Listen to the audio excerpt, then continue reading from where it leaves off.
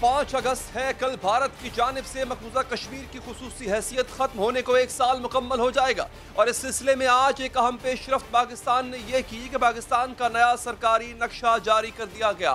नाज़रीन, सरकारी तौर पर पाकिस्तान के नए सरकारी नक्शे में 4 अहम तब्दीलियां की गई। एक, मकबूजा कश्मीर को पाकिस्तान का हिस्सा जाहिर किया गया। दोनों ममालिक के दरमियान बैनुल-अक़वामी सरहद भारत के सूबा हिमाचल प्रदेश के साथ लगेगी। तासुर दिया जाता था कि ये जो जम्मू कश्मीर है वो अभी इसमें अबहम है। आज आप देख रहे हैं कि हमने इंटरनेशनल जो बॉर्डर है इसको वाज़े तौर पर यहाँ मेंशन कर दिया है और ये एक वाज़े तफरीक है कि ये इलाका जो हल तलब है और ये इलाका जो हिमाचल प्रदेश जो हिंदुस्तान का हिस्सा है उसमें वाज़े निशानदेही कर दी गई है। दूसरी तब्दीली ये की गई है कि लाइन ऑफ कंट्रोल को चीन की सरहद के साथ मिला दिया गया। यूं नए नक्शे में वाज़े कर दिया गया है कि सियाचिन पाकिस्तान का हिस्सा है।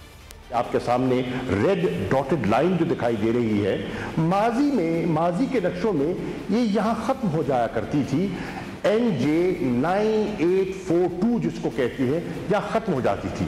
इस नक्शे में इसको बाकायदा जो आपका चीन का जो आपकी सरहद है उसके साथ मिला दिया गया है और इससे वाजे कर दिया गया है कि सियाचिन कल भी हमारा था, आज भी हमारा है। नए नक्शे में तीसरी तब्दीली ये है कि जुनूब में वाक़े मुतनाज़ सर क्रीक को पाकिस्तान में शामिल किया गया है। पाकिस्तानी बैनुल-अक़वामी सरहद सर क्रीक के मशरकी किनारे पर दिखाई गई। क्रीक में हिंदुस्तान जो दावा करता था हमने इस नक्शे में उसकी नफी कर दी है और हमने कहा है कि पाकिस्तान का मौक़िफ़ ये है, जो हमारा जो सरहद है वो east of the bank, eastern bank की तरफ है और हिंदुस्तान का मौक़िफ़ था कि ये वेस्ट की तरफ जाती है। बज़ाहिर तो वो देखने में मामूली चीज़ लगती थी, लेकिन अगर आप इसके आप असरात देखें तो हिंदुस्तान बड़ी चालाकी से पाकिस्तान का जो एक्सक्लूसिव इकोनॉमिक जोन है जो कि कई सैकड़ों किलोमीटर पर मुहित हड़प करने की कोशिश कर रहा था और पाकिस्तान ने इस मौक़िफ़ को नक्शे में परो दिया है। चौथी तब्दीली, नए नक्शे में फाटा को सूबा खैबर पख्तूनख्वा का हिस्सा दिखाया गया है। फाटा का इलाका माजी में वफाक के ज़ेरे इंतज़ाम होता था, लेकिन बाद में ये इंतज़ाम सूबे के हवाले किया गया। अब ये तब्दीली नक्शे में भी वाज़े कर दी गई। पहले जो यहाँ फाटा का इलाका था जाहिर होता था, फाटा लिखा जाता था। अब क्योंकि फैसला हो गया और वो फाटा का इलाका, अर्स्टवाइल फाटा का इलाका अब खैबर पख्तूनख्वा में ज़म हो गया है, तो अब उसको खैबर पख्तूनख्वा सूबे का हिस्सा दिखाया गया है और ये भी जो तिश्तगी है वो दूर हो गई है। वज़ीर-ए-आज़म इमरान खान ने कहा है कि नया नक्शा पाकिस्तानियों और कश्मीरियों की उमंगों की तर्जुमानी करता है। वो मसले के फौजी नहीं बल्कि सियासी हल पर यकीन रखते।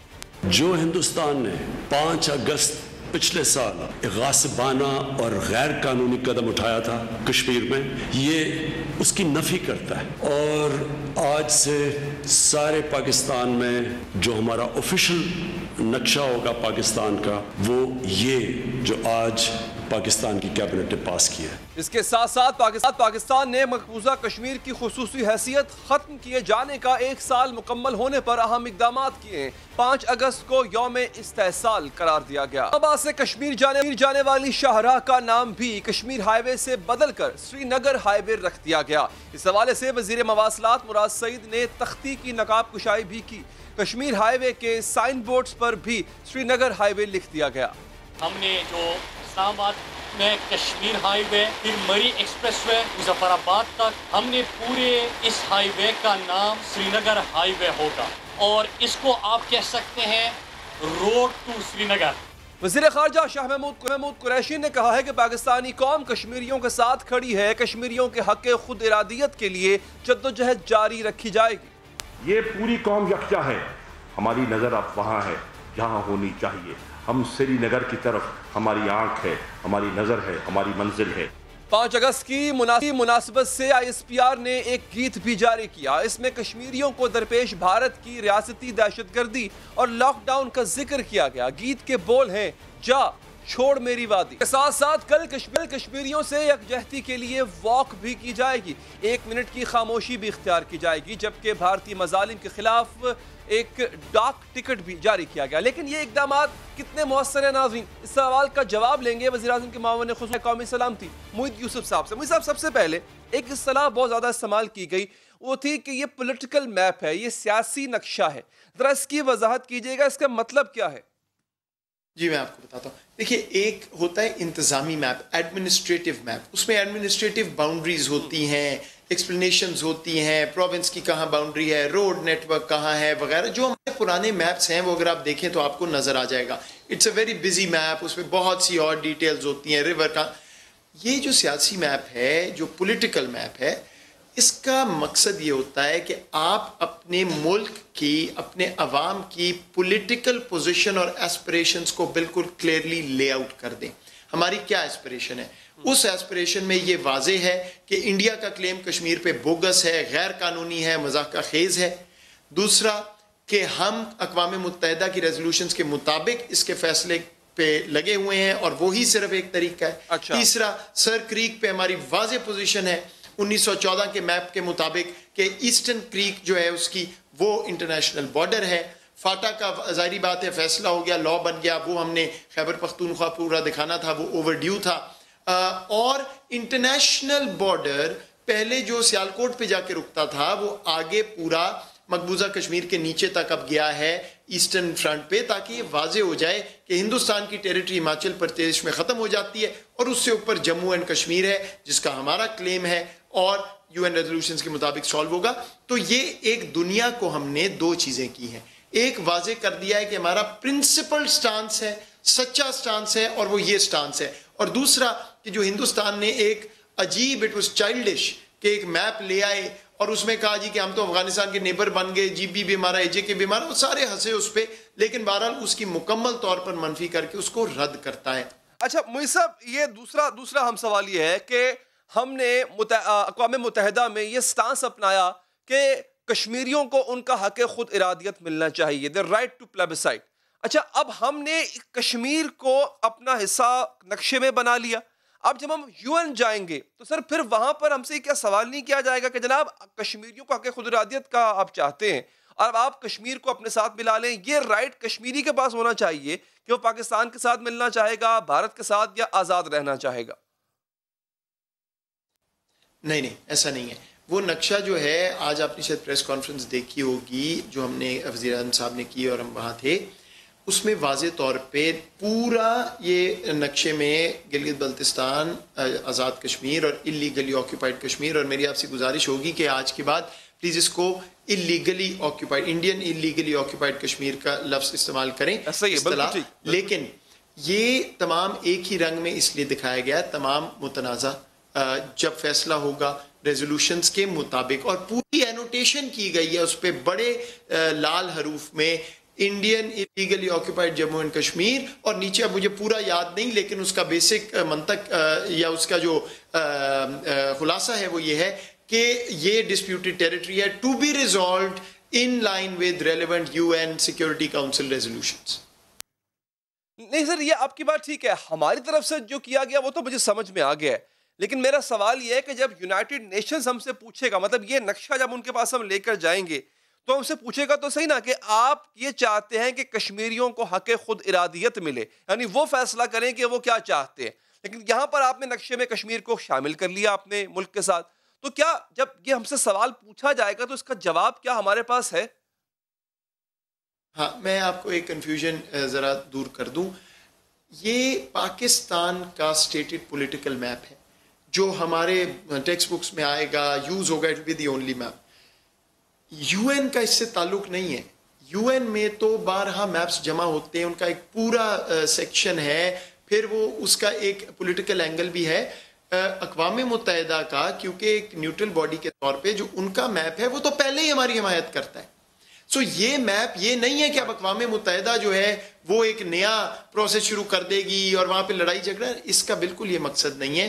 This is a stated position of Pakistan to the world and हमारे अपने लिए। लेकिन अक़वाम मुत्तहिदा के मैप जो वहाँ पे मौजूद है इस हवाले से, वो हमारी पहले हिमायत करता है और उस पर उससे कोई तब्दीली, कोई मनफी असर उस पर नहीं आएगा। अच्छा मोई साहब, अब ऑपोजिशन भी तनकीद कर रही है, मतलब ये जो अब आज काम हुआ बहुत बड़ा काम है, लेकिन इस पर कुछ तनकीदी जुमले भी सुनने को मिले। ऑपोजिशन ये तनकीद कर रही है, पहली ये कि आपने कोई नया काम नहीं किया, बचपन से वो भी, इनफैक्ट हमने भी बचपन में यही नक्शा देखा है पाकिस्तान का जिसमें कश्मीर उसका हिस्सा था, तो मुख्तलिफ क्या है, एक बात। दूसरी बात सर ये कि क्या सिर्फ कागजी कार्रवाई करने से, मतलब आपने सिर्फ कागजों में शामिल किया ना फिलहाल कश्मीर को, क्या इससे वाकई कश्मीर आज़ाद हो जाएगा? कश्मीर में जो लॉकडाउन कह लें, कर्फ्यू कह लें, जो मर्जी कह लें, जो वो ख़त्म नहीं हम करा पाए, हम आर्टिकल 370 को वापस रिवोक नहीं करवा पाए, हम अंदर होने वाला जुल्म, वादी में होने वाले जुल्म को ख़त्म नहीं करवा पाए, तो सिर्फ कागजी कार्रवाई कर रहे हैं आप। देखिए जी, मैं आपको बिल्कुल वाज़े तौर पे कह दूं कि कश्मीर सियासत से बालातर है। आप जानते हैं मेरा ये बैकग्राउंड भी नहीं है, मैं इस चीज़ में नहीं पढ़ना चाहता। मैं आपको वाज़े एक बात बताना चाहता हूँ, मैं खुद इसका विटनेस हूँ, इसलिए मैं आपको बता रहा हूँ, मैं कोई सियासी स्टेटमेंट नहीं दूंगा। एजे के लीडरशिप, आज़ाद जम्मू कश्मीर की लीडरशिप, सदर साहब वहाँ, वज़ीर आज़म साहब वहाँ, उनकी तमाम पॉलिटिकल पार्टीज़ मेन स्ट्रीम जो पाकिस्तान की हैं बशमूल मुस्लिम कॉन्फ्रेंस और उनके कुछ कैबिनेट मेंबर्स, कल फॉरेन मिनिस्टर और मैं, आपको इल्म है कि हम लाइन ऑफ कंट्रोल पे गए थे, वहाँ से हम वापसी पे मुजफ्फराबाद गए, उनको हमने कॉन्फिडेंस में लिया। पहले भी नशिस्तें हुई, पहली नशिस्त नहीं थी, लेकिन दोबारा बात हुई, नक्शे पे बात हुई, हमारी जो यौम इस्तेसाल है उस पर बात हुई। Everybody was on board and appreciative. आज सुबह वजीर खारजा ने तमाम पॉलिटिकल लीडरशिप, तमाम पॉलिटिकल पार्टीज, आपके मीडिया पे चलता रहा है, उनको बुलाया, सीनियर लीडरशिप को, उनको इन कॉन्फिडेंस लिया, सारा कुछ बताया, सारों ने अप्रिशिएट किया ये नक्शे का जो मामला है।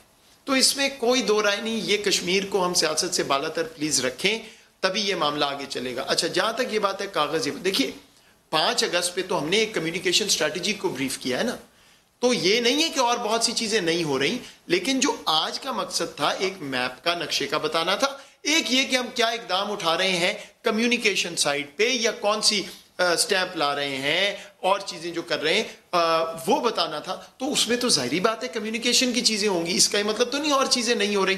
तो एक जामे पॉलिसी के तहत काम हो रहा है। 72 साल एक तनाज़ा जो है ये बदकिस्मती से ओवरनाइट हल नहीं होगा, ये हमें भी मालूम है, ये एक लंबी जिद्दोजहद है। ये मैं आपको वाजे कर दूं कि एक कंसेप्चुअल डिसीजन है वजीर आजम का, aggressive political, aggressive diplomatic policy. ये नहीं होगा कि हम छुपे रहेंगे, हमारा सच है, हम क्यों ना दुनिया को बताएं, जो झूठ बोल रहा है वो खुद अपने आप को दलदल से निकाले, ये हमारा काम। सर जो डिप्लोमेटिक कोशिश है वो नजर नहीं आ रही सर। अब यहाँ पे सवाल उठता है कि अकेला क्या पाकिस्तान वो सब कुछ करवा पाएगा, क्योंकि हमारे पास हमारे ब्रादर इस्लामी ममालिक की सपोर्ट भी उस तरह से हमें हासिल नहीं है। मतलब हम एक OIC का इजलास तक नहीं बुला सके सर, हम कोई ऐसा फ्रेमवर्क नहीं तय कर पाए सब आपस में मिलके कि हमने भारत को प्रेशराइज किस तरह करना है कि कम से कम कश्मीर में जो पाबंदियां लगी हुई हैं उनको ईज डाउन किया जाए। तो सर ये काम हम नहीं कर सके। नेपाल ने भी यही किया, नेपाल ने भी नक्शे में तब्दीली की है, ये कोई नई बात नहीं जो हम कर रहे हैं, लेकिन सर हकीकी मानों में कुछ नहीं कर पाए। देखिए, एक तो मैं आपको गुजारिश करूंगा, ये लॉकडाउन जो है ना, कोरोना से इसकी इस्तिलाह जुड़ गई है, बड़ा पॉजिटिव वर्ड बनता जा रहा है, ये स्मार्ट लॉकडाउन और ये वो, वहाँ पे मुहासरा है, मिलिट्री सीज है, गासबाना कब्जा है, पहले तो हम ये वाजे कर लें। अच्छा, दूसरी बात ये अली कि ये आपकी बात दुरुस्त है कि वो पज़िराई शायद नहीं मिली। मैं तो चाहता हूँ कि सारी दुनिया आए और भारत को कहे कि जो आपने ये ओपन जेल बनाया हुआ है, जानवरों का सलूक कर रहे हैं, इसको ख़त्म करें। ऐसा नहीं हुआ, ऐसा तो यूटोपियन है, आपको पता है दुनिया में मफादात होते हैं, लेकिन जो दरवाज़ा हम खटखटा सकते हैं हमने खटखटाया है, खटखटाते रहेंगे। जस्ट बिकॉज पज़िराई उतनी नहीं मिली कि कश्मीर भारत के शिकंजे से निकल आया, तो हम अपना प्रिंसिपल स्टांस नहीं छोड़ेंगे। दूसरी बात, वहाँ पे रेजिस्टेंस और वहां पे भारत की पॉलिसी का फेलियर कश्मीरियों ने इंश्योर कर दिया है। 1 साल की खामोशी ये ना समझें ये ह्यूमन नेचर के खिलाफ है। रेजिस्टेंस जब आएगी तो आप देखेंगे वो हम पे किसी पे इनसार नहीं करेंगे, ये उनकी तारीख है, वो खड़े होंगे, बर्बरियत का जवाब देंगे, जारियत का जवाब दे भी रहे हैं, देंगे। पाकिस्तान सिर्फ हमेशा खड़ा रहेगा उनके साथ, ये उनकी जिद्दोजहद है। जब आपका अपना एक्टर कश्मीरी आपको नजर आ रहा है, आपको खौफ किस बात का है? उन्होंने तो कितनी सेंचुरी से ये दिखाया है। ना वो माने हैं भारतीय जारियत, ना वो मानेंगे। ये दलदल में फंस गई है मोदी सरकार। You will see it's a matter of time, इंशाल्लाह ये मामला उस तरफ जाएगा जहां हम इसको बड़ी देर से कह रहे हैं। बिल्कुल ठीक है, इंशाल्लाह ऐसा ही हो। बहुत बहुत शुक्रिया मुईद यूसुफ साहब, आपके वक्त का एक वक्फा यहाँ पर लेते हैं नाज़रीन। वक्फे के बाद एक आपको अब माशरे का ऐसा चेहरा दिखाऊंगा जिसे देख के हम शर्मिंदा नहीं होंगे। हम सोचेंगे कि क्या वाकई ये वो माशरा है जो हमने तश्कील दे दिया। नौमौलूद नौज़ायदा बच्चों को कचरे में कूड़े में फेंकने के वाक़यात तो सुनते आए थे, अब छत से गिरा के मार भी दिया जाता है। ये वाक़या कहाँ पेश आया? और पिछले साल पूरे कराची में ऐसे 375 वाक़यात पेश आ चुके हैं। जानेंगे फैसल ईदी साहब से इस वक्फे के बाद।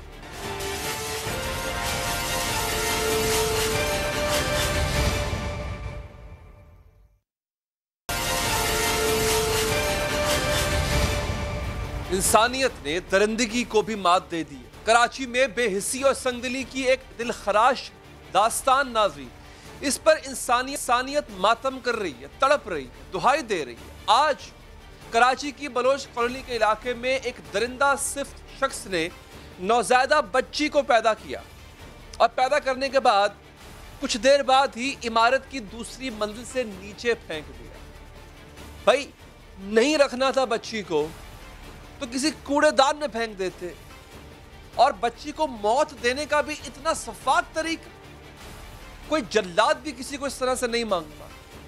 जब वो बच्ची, वो मासूम सा लम्स उसके हाथों में होगा तो वो हिम्मत कैसे पैदा हुई होगी उस शख्स में, खा वो औरत थी खा वो मर्द था, कि उस मासूम सी बच्ची को, जिसको पता भी नहीं कि उसको किस जुर्म की सजा मिलने जा रही है, दूसरी मंजिल से नीचे फेंका जा रहा। कमसिन बच्ची दुकानों के स्टील शेड पर गिरी। पहले वहां पे वो जो तपता हुआ स्टील शेड था उसने उसका जिस्म झुलसाया, उसकी कुछ हड्डियां वहां पर टूटी होंगी, उसके बाद वो जमीन पर आई।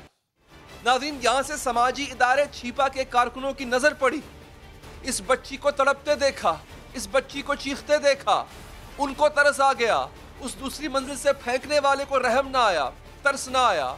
फिर यहाँ पर अल्लाह की कुदरत वो जोश में आई।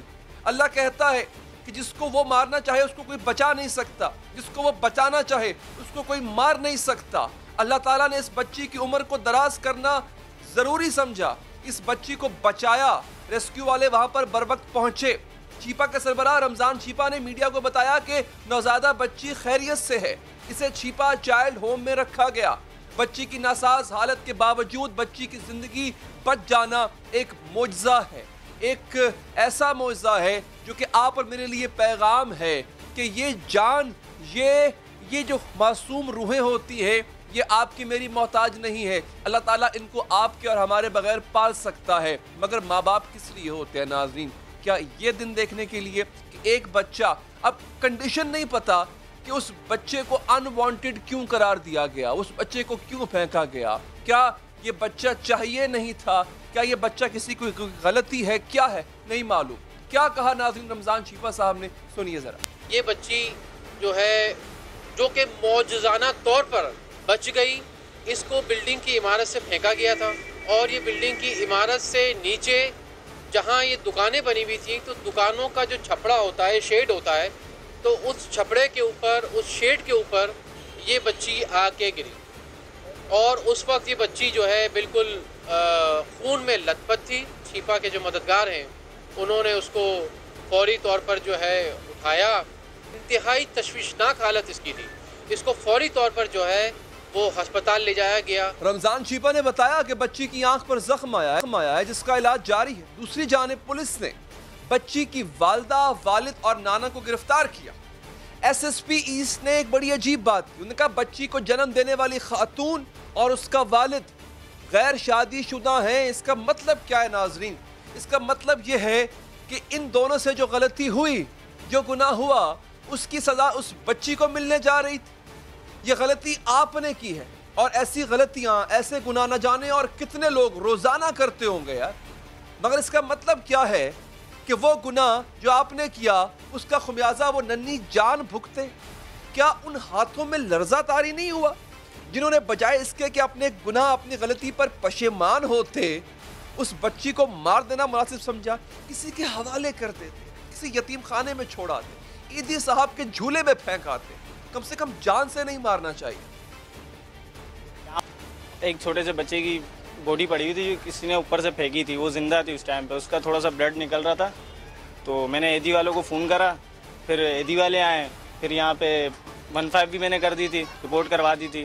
तो 15 वाले भी आ गए थे थोड़ी देर में, फिर उसके बाद वो 15 वाले चले गए, उन्होंने कोई एक्शन नहीं लिया। फिर उसके बाद वो यहाँ से निकल के जा रहे थे 2 बंदे, एक लेडीज़ थी और एक उनके साथ बुज़ुर्ग आदमी थे। तो मैंने उनका पीछा करा तो वो काफ़ी आगे निकल गए थे पैदल चल के। फिर मैंने वहाँ पे दोबारा जाके 15 करी, फिर 15 आई है, फिर मैंने उनको जो है उनके हवाले करवा दिया। आपने इस ऐनी शहद की गुफ्तगू सुनी नाज़रीन। मैं यहाँ फैसला सादर करने के लिए नहीं बैठा हुआ, लेकिन ज़ाहिरी तौर पर जो नज़र आ रहा है कि उसी बिल्डिंग से, उस जगह से, उस अपार्टमेंट से 2 लोग निकले और वो चले गए, मुड़ के भी नहीं देखा कि क्या उस बच्ची की सांसें बाकी हैं या वो मर गए।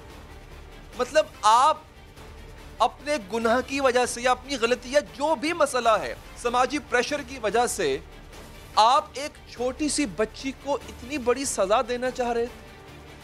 छोटा सा बच्चा, जो लोग साहिब औलाद है, जब उसको कोई तकलीफ पहुंचती है ना नाजरीन, तो वो बता भी नहीं सकता उसको क्या तकलीफ है। एक लम्हे के लिए सोचिए, जब ये बच्ची दूसरी मंजिल से नीचे आई होगी, ज़मीन पर आई होगी, जब इसको पटखा गया होगा, इसके जिस्म के जिस हिस्से में दर्द हुई होगी, क्या गुजरी होगी। अच्छा, बच्चा जब तकलीफ में होता है तो दवाई के साथ साथ जो माँ का लम्स होता है वो उसके लिए सबसे बड़ी राहत होती है।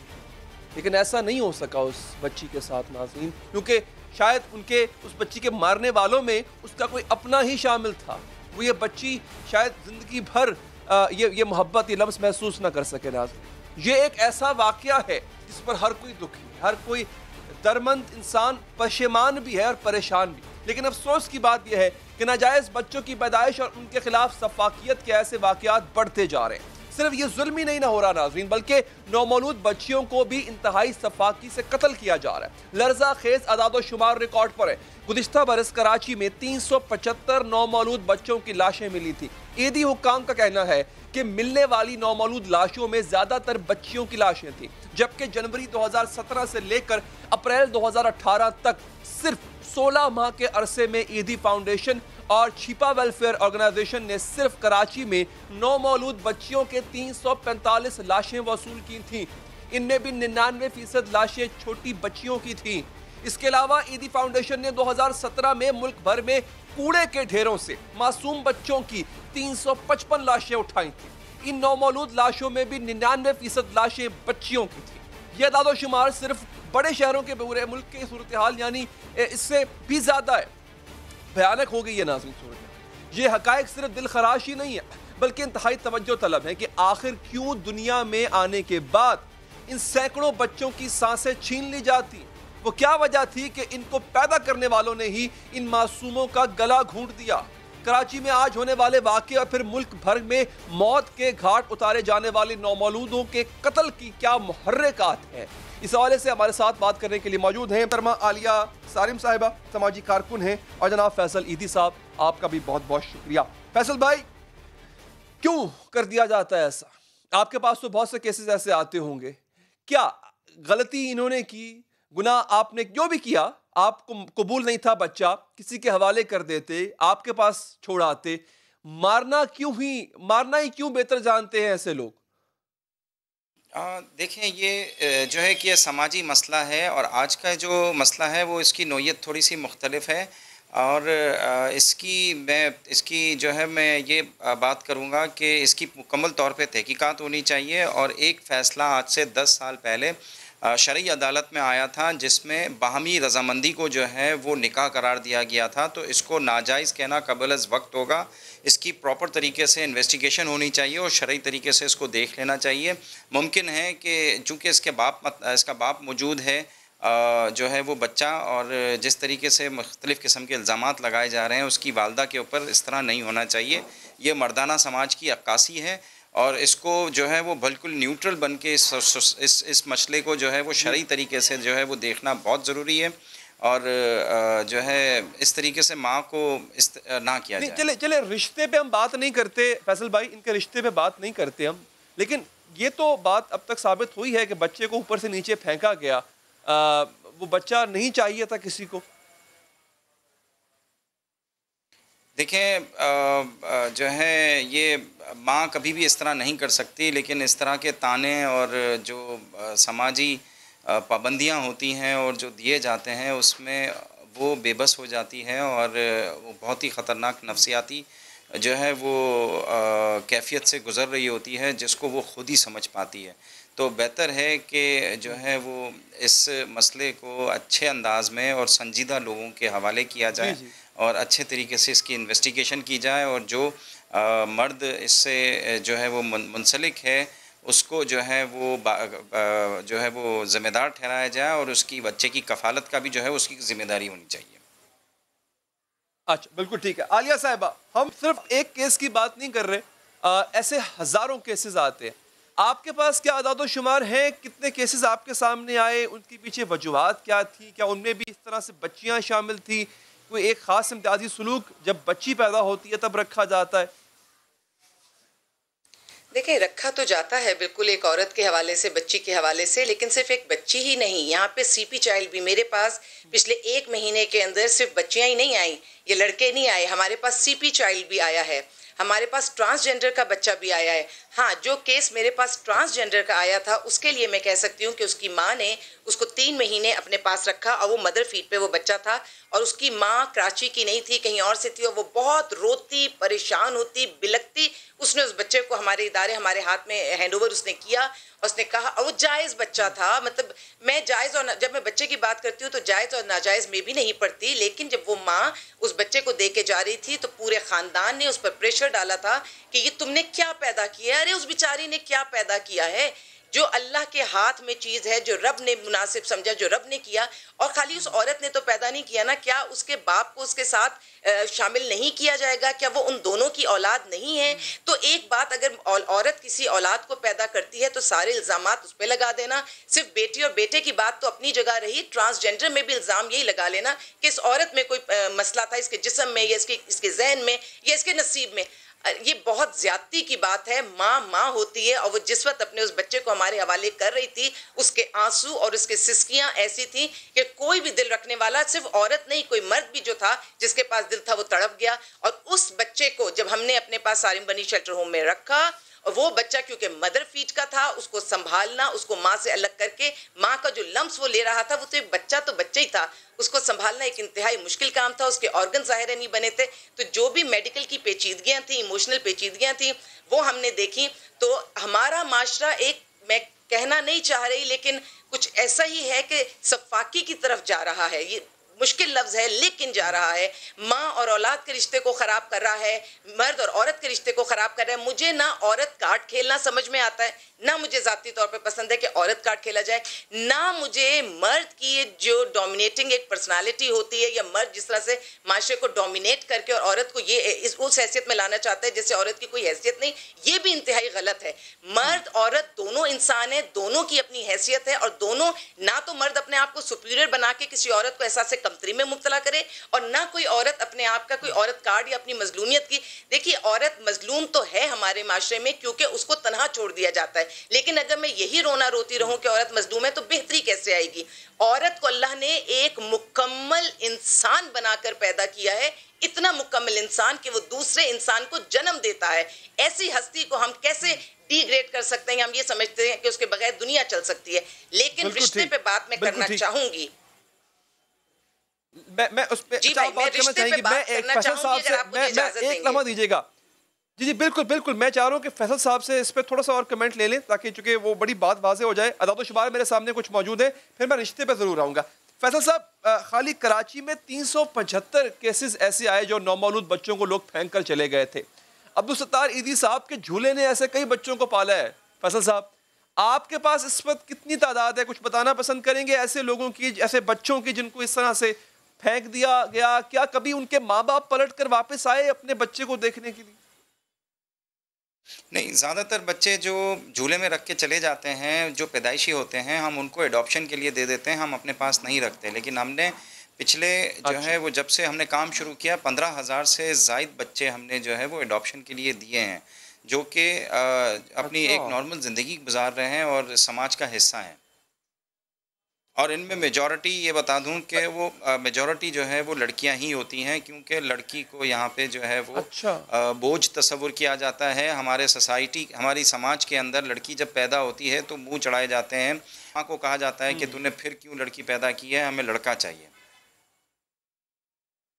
आप बिल्कुल ठीक कह रहे हैं। मैं खुद भी, मेरी भी 2 बेटियां हैं और मैं समझ सकता हूँ कि लोग कैसी कैसी बातें करते हैं और कैसी कैसी जो है वो नज़रों से देखते हैं। आप सही कह रहे हैं। अच्छा आलिया साहिबा, आप उस रिश्ते में बात करना चाह रही थी, मैं चाह रहा था अपनी बात मुकम्मल करें आप।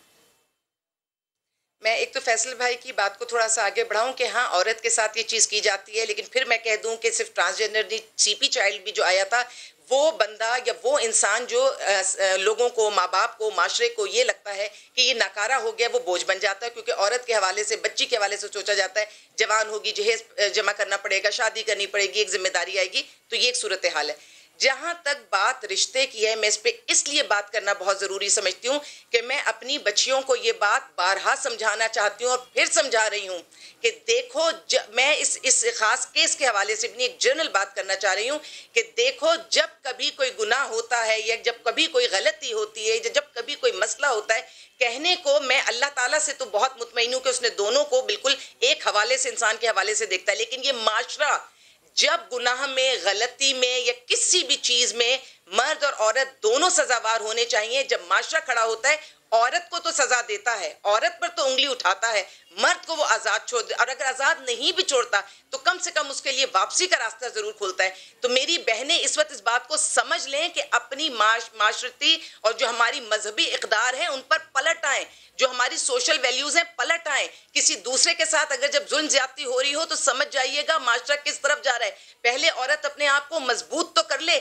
आज की औरत उस हवाले मैं मजबूत बनाना भी चाहती हूँ, बनाती भी हूँ और मानती भी हूँ, लेकिन मैं ये भी कह दूं कि जहां तक देखना चाहती हूँ वहां भी पाकिस्तान की औरत नहीं पहुंची। और जब हमारी बच्चियां नहीं रुकती हैं, जब हमारी बच्चियां इस किस्म के, चाहे वो मोबाइल फोन्स हों या और भी किसी, नहीं रखिए मरासिम अपने। मैं मानती हूँ कि ठीक है, मजहबी हवाले से बात नहीं करूंगी, बिल्कुल नहीं करूंगी कि भाई अगर उनमें दोनों में एक हमआहंगी थी या उनमें एक जो कबूल कर लिया उन्होंने, मैं उस पर बात नहीं करना चाहती। लेकिन कानूनी तरीक़ाकार भी तो है। वो निकाहनामा कहाँ है?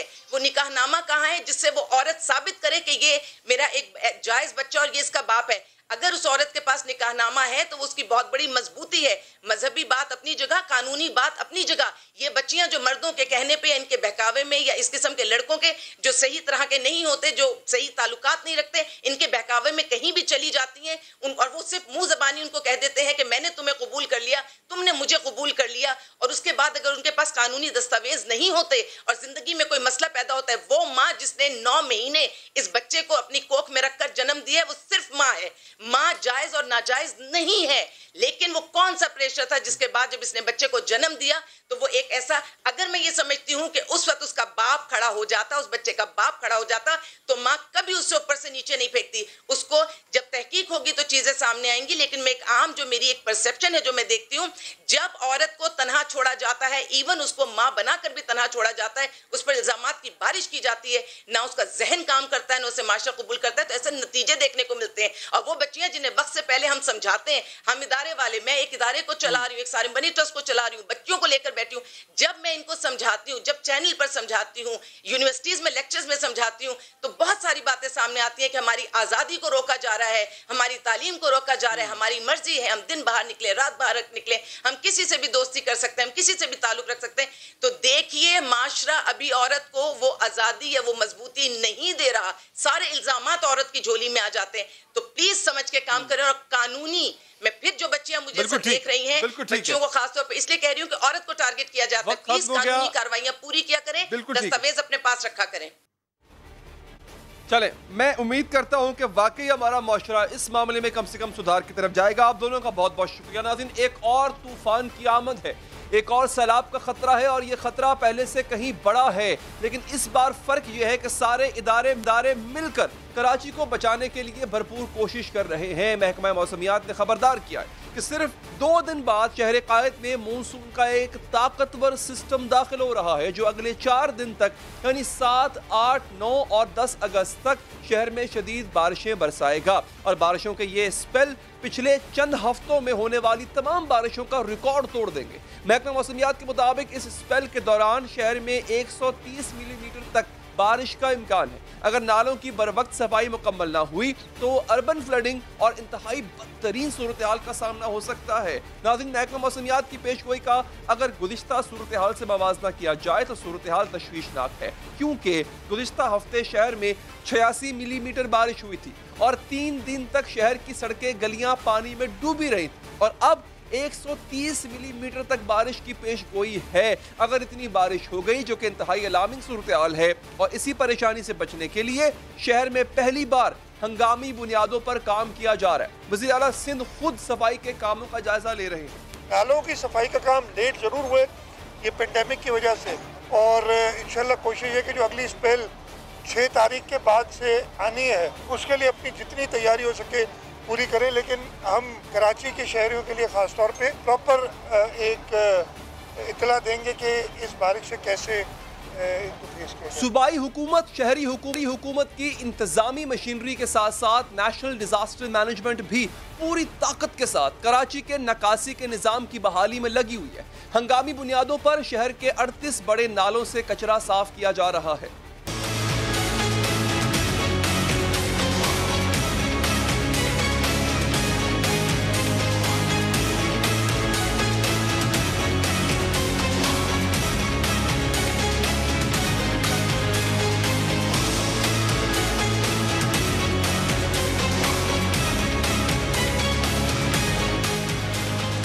तर्जुमान एनडीएमए के जारी शुदा अदादोशुमार के मुताबिक कराची के 38 में से 22 नालों की सफाई का काम तेजी से जारी है।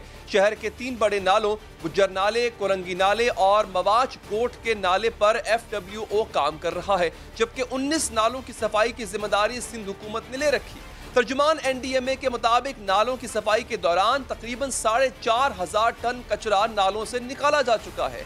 FWO की 14 टीमें दिन रात काम कर रही हैं। हालिया सूरत हाल में एक बात काबिल तारीफ है नाज़रीन कि वफाक और सूबाई हुकूमत मिलकर इख्तलाफात को बालाए ताक रखते हुए सियासत करने की बजाय कराची को बारिश से निजात दिलाने के लिए इत्तफाक के साथ पूरा जोर लगा रही है। उम्मीद करनी चाहिए कि इन हंगामी कोशिशों से कराची इस बार डूबने से महफूज हो जाएगा, लेकिन हम पहले भी बता चुके हैं और एक बार फिर आपको बताएंगे कि सफाई की ये कोशिशें मसले का वक्ती हल है, क्योंकि जब तक शहर के नक्कासी के निज़ाम को, ड्रेनेज के निज़ाम को कब्जा माफिया और तजावुज़ात से आज़ाद नहीं कराया जाएगा, सीवरेज का मसला बरकरार रहे। इस वक्त शहर में सफाई की क्या सूरत हाल है? क्या 2 रोज बाद आने वाली बारिशों से पहले शहर के तमाम बड़े नालों से कचरा उठा लिया जाएगा? क्या 6 अगस्त से पहले नकासी के निज़ाम के तमाम रुकावटों को साफ किया जाएगा? बात करेंगे समा न्यूज़ के नुमाइंदे अक्काज़ी से। शाहनवाज, ये बताइएगा कि अब एनडीएमए के आने के बाद, मामलात को अपने हाथ में लेने के बाद, क्या कोई सफाई के तरीक़ाकार में फ़र्क पड़ा है? क्या कोई बेहतरी नज़र आ रही है? और ये बताइएगा कि अब कितना सामान है, कितना इक्विपमेंट है उनके पास, और कब तक उम्मीद की जा रही है कि सफाई का काम मुकम्मल हो जाएगा? देखें, 550 से ज़ायद शहर कराची में छोटे बड़े बरसाती नाले हैं, जिसमें से 38 नालों की सफाई का आगाज़ कर दिया गया है। 22 नाले जो है एनडीएमए साफ़ करेगी, जबकि 19 नाले ऐसे हैं जो सिंध हुकूमत की जिम्मेदारी है कि वो साफ़ करें। एनडीएमए ने जो है काम शुरू कर दिया है और इब्तिदाई तौर पर 3 नालों में सफाई की जा रही है, जिनमें शाह फैसल का एक नाला है, गुजर नाला है और मवाज गोट का नाला है।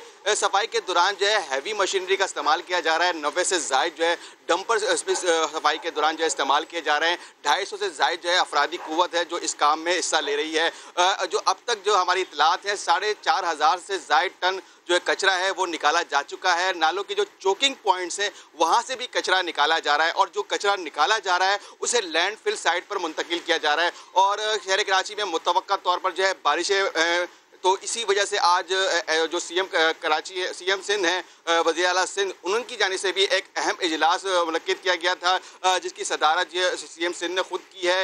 इजलास के अंदर सईद गनी शामिल थे, वज़ीर बल्दियात शामिल थे, मेयर कराची शामिल थे, कमिश्नर कराची शामिल थे और दीगर अफसरान भी थे। तो इजलास में खासे अहम फैसले किए गए हैं। इजलास में ये भी फैसला किया गया कि जो 19 नालों की सफाई करनी है वो फौरी तौर पर शुरू कर दी जाए और जो नशेबी इलाके हैं वहाँ से नकासी के लिए जो इंतजामात हैं वो फौरी तौर पर किए जाएं, जनरेटर्स खरीदे जाएं, जो पंपिंग मशीनें हैं, मोटरें हैं, वो फौरी तौर पर मुहैया किया जाए। तो ऐसा लगता है कि वज़ीर आला सिंध जो है खास संजीदा है और वज़ीर आज़म के नोटिस के बाद अब शहर कराची वालों के लिए अब मुश्किलात थोड़ी कम होंगी और जो अर्बन फ्लडिंग हुई थी वो जैसी सूरत हाल अब दोबारा होती हुई नज़र नहीं आ रही और कराची वाले लगता है कि अब आने वाली बारिशों को एंजॉय कर सकेंगे और ये बारिश ज़हमत नहीं बनेगी। जी ठीक है, बिल्कुल ठीक है, बहुत बहुत शुक्रिया शाहनवाज, आपने हमें अपडेट किया। नून लीग अपने ही बयानिए से पीछे हटते हुए क्या किसी और मुश्किल में फंसने जा रही है? क्योंकि आए दिन एक नया बयानिया सामने आ जाता है। ये कंफ्यूजन क्यों है? शाहिद खान अब्बासी ने जो परवेज रशीद साहब पर इल्जामात लगाए उसका जवाब परवेज रशीद साहब से ही लेंगे इस वक्फे के बाद।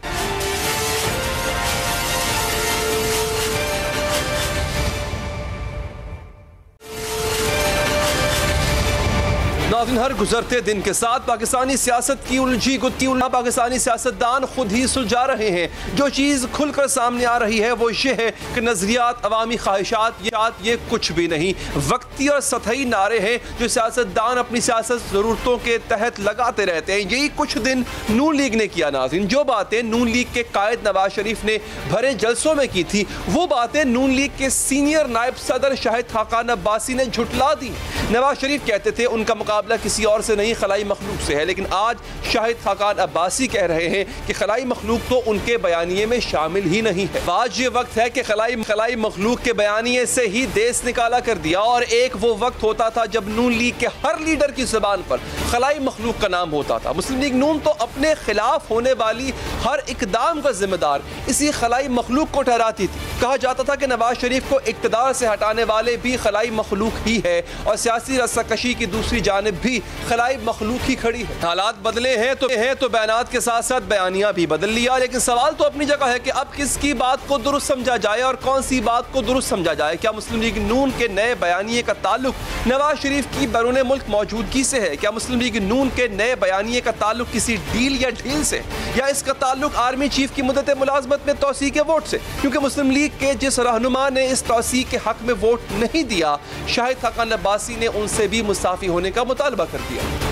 आर्मी एक्ट पे आपने वोट किया था? मैं जेल में था। पार्लिमानी निज़ाम में वोट आपका नहीं होता, वोट पार्टी का। जब पार्टी ने फैसला कर दिया वही फैसला मेरा है। मैं पसंद करूँ ना पसंद करूँ वो अलग।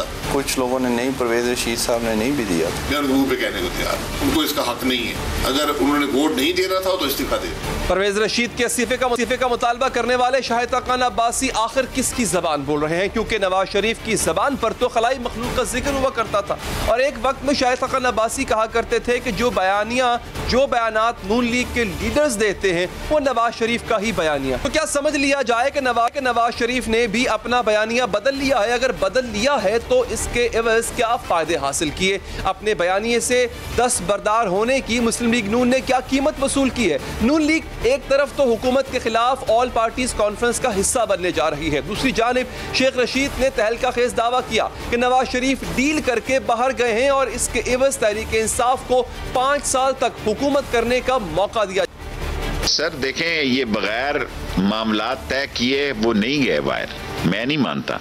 मैंने उस वक्त भी कहा कि इसको जाने दो क्योंकि इसने मैनेज कर लेना है। लेकिन सर ये मामलात किसके साथ तय हुए थे? आमीन, इमरान खान के साथ तो नहीं हुए थे लगता है। जरूरी नहीं सारी बातें खान साहब के साथ ही तय हों। जब नवाज शरीफ जेल में थे और इन्हें बीमारी के सबब जेल से सर्विसेज अस्पताल लाया गया था, वहां से घर मुंतकिल किया गया था, तब हुकूमती वुज़रा ने इसे भी डील का ही नतीजा करा। लेकिन अब वक्त आ चुका है कि मामलात आहिस्ता आहिस्ता सामने आ रहे हैं। इसी मौजू पर बात करेंगे। हमारे साथ मौजूद हैं पाकिस्तान मुस्लिम लीग नवाज के रहनुमा जनाब परवेज रशीद साहब। परवेज रशीद साहब, साबिक वज़ीर आज़म अब्बासी साहब ने कहा कि खलाई मखलूक हमारे बयानिए में शामिल नहीं है। सर ये बताना पसंद करेंगे किसके बयानिए में शामिल नहीं है? ये सिर्फ अब्बासी साहब के बयानिए में शामिल नहीं है या अब पूरी मुस्लिम लीग नून के बयानिए में शामिल नहीं है? तो सुना नहीं है। मैं अभी आपने सवाल किया है तो इसके बाद फिर मैं सुनूंगा, सुनकर उस पर फिर मैं तबसरा करूंगा। परवेज रशीद साहब, उन्होंने ये भी कहा है कि इलेक्शन के मामले पे, ये मैं बात कर रहा हूँ एक्सटेंशन के मामले पे जो वोट हुआ था सर, उस मामले पे परवेज रशीद साहब ने अगर वोट नहीं देना था तो इस्तीफा दे देते, क्योंकि वोट पार्टी का होता है, फर्द का नहीं होता। तो वो तो आपका इस्तीफा डिमांड कर रहे हैं सर। देखिए ना, मैं आपसे अर्ज करता हूँ, मैं उसको पूरा देखूंगा एक सियाक और सबाक में। दूसरा, जमातों के अंदर लोगों की अपनी अपनी राय होती है। मुस्लिम लीग एक बहुत बड़ी जमात है, एक जमहूरी जमात भी है, उसमें उनकी अपनी राय हो सकती है, मेरी अपनी राय हो सकती है, और ये जरूरी नहीं कि हम दोनों एक दूसरे की राय से मुत्तफिक हों। हम इख्तलाफ भी एक दूसरे की राय से कर सकते हैं, कुछ चीजों पर इत्तफाक भी कर सकते हैं। उन्होंने कह दिया, बड़ी अच्छी बात, उन्होंने अपनी राय का इजहार कर दिया। अच्छा, तो परवेज रशीद साहब, ये शिकवा जो अब्बासी साहब आपसे कर रहे हैं, क्या आपके कायद मियां नवाज शरीफ साहब ने भी कभी आपसे यही शिकवा किया कि आपने वोट नहीं दिया? मैं आपसे अर्ज कर रहा हूँ कि उन्होंने अपनी राय का इजहार कर दिया और मैंने उसको सुन लिया, बात खत्म हो गई। नहीं तो अर्ज मैं कर रहा हूं कि शिकवा सिर्फ उन्होंने किया है ना, बाकी किसी और ने शिकवा नहीं किया। आपके कायद नवाज शरीफ साहब ने, शहबाज शरीफ साहब ने, किसी और ने आपसे कभी नहीं पूछा? मैंने आपसे अर्ज किया है कि खाकान साहब ने अपनी राय का इजहार कर दिया, मैंने उस राय को सुन लिया। अगर कोई दूसरा इस शिकायत को करेगा तो वो आप तक बात पहुंच जाएगी। अच्छा, तो इनकी बात आप तक पहुंची, वो बात भी आप तक पहुंच जाएगी। अच्छा, तो ये मुझे बताइएगा कि अब आप महसूस कैसा करते हैं परवेज रशीद साहब? आज अब्बासी साहब आपसे इस्तीफा मांग रहे हैं, एक जमाना था आप चौधरी निसार साहब से इस्तीफा मांगा करते थे, आज आपकी पार्टी के लोग, आपके कॉलीग सर, वो आपसे इस्तीफे की डिमांड कर रहे हैं। जमहूरियत में और सियासी जमातों के अंदर भी इस तरह की गुफ्तगू होती रहती है, इसकी कोई परेशानी की बात नहीं होती, कोई पशेमानी की बात नहीं होती है। तो परवेज रशीद साहब, मुझे सर आप अपने ईमान से बताइएगा, क्या आप मुतमईन हैं कि नून लीग आज भी उसी बयानिए पे खड़ी हुई है जिस पे वो पहले मौजूद थी, जो नवाज शरीफ का बयानिया था, जो मरियम नवाज ने बयानिया दिया था, कि आज आप उसी पे अभी भी कायम है? देखिए, हर बयानिए का एक वक्त होता है, वो इंतखाब से पहले का एक वक्त था जिसमें हमने पाकिस्तान के अवाम से ये दरख्वास्त की थी कि हमें अपने वोट की इज्जत और एहतराम कराना है, और पाकिस्तान के लोगों ने दिल खोल के फिर पाकिस्तान मुस्लिम लीग नून के इस बयानिए को तस्लीम किया और हमें वोट मिला। इसीलिए आप सबके इल्म में है कि जब गिनती का वक्त आया तो गिनती करने वाला सिस्टम जो था वो 24-25 घंटों के लिए गायब हो गया, और फॉर्म 45 जिन पे नताइज दर्ज किए जाते हैं उनका आज तक पता ही नहीं चला। ठीक है, तो वो वक्त था, उस वक्त हमने एक बात कही, पाकिस्तान के लोगों ने उस बात को माना, लेकिन गिनती जो थी वो सिस्टम की खराबी की नजर हो गई। अब सियासी जमातों की कोशिश ये होनी चाहिए कि वो सिस्टम की खराबी दोबारा पाकिस्तान के अवाम का मुकद्दर ना बने। अच्छा परवेज रशीद साहब, अब दूसरी बात जो आपसे आपके मुतालिक है, यानी कि आपकी जमात के मुतालिक, वो ये है कि जो APC जो आप करने जा रहे हैं, पहले भी आपका किरदार बड़ा ही कमज़ोर किरदार था जो पहले APCs हुई, अब भी आपके किरदार के बारे में कुछ मजीद वजाहत नहीं आ पाई है। तो मुझे बताएं कि ये APC वाकई ही कुछ कर पाएगी या इसको ईद मिलन पार्टी समझा जाए? पाकिस्तान के अवाम तो मुत्तहिद है ना, कि मौजूदा हुकूमत जो है वो उनके मसाइल को हल नहीं कर सकी, और पाकिस्तान के अवाम ये भी समझते हैं कि मौजूदा हुकूमत के मसाइल से छुटकारा हासिल करने के लिए इस हुकूमत से छुटकारा हासिल करना चाहिए। इसलिए अगर कोई दूसरी राय हो तो जिस शख्स की भी दूसरी राय है, मैं उसे दावत देता हूँ आपकी वसातत से कि आपका कैमरा होगा, आप होंगे, मैं होऊंगा, और जो दूसरी राय रखता है वो भी होगा, और हम पाकिस्तान के जिस बाजार में वो रहेगा उस बाजार में चले जाएंगे। जिस घर का दरवाजा वो खटखटाना चाहेगा उस घर का दरवाजा खटखटा लेंगे। तजारती मरकज में वो कहेगा, खेल के मैदान में कहेगा, किसी बस के मुसाफिर से कहेगा, उससे पूछ लेंगे कि क्या वो इस हुकूमत को चाहते हैं कि वो काम करती रहे या इस हुकूमत का काम खुद चाहते हैं चली जाए। प्रोग्राम का वक्त यहाँ पर खत्म हुआ चाहता है नाज़रीन, दीजिए इजाजत, अल्लाह ने के बाद।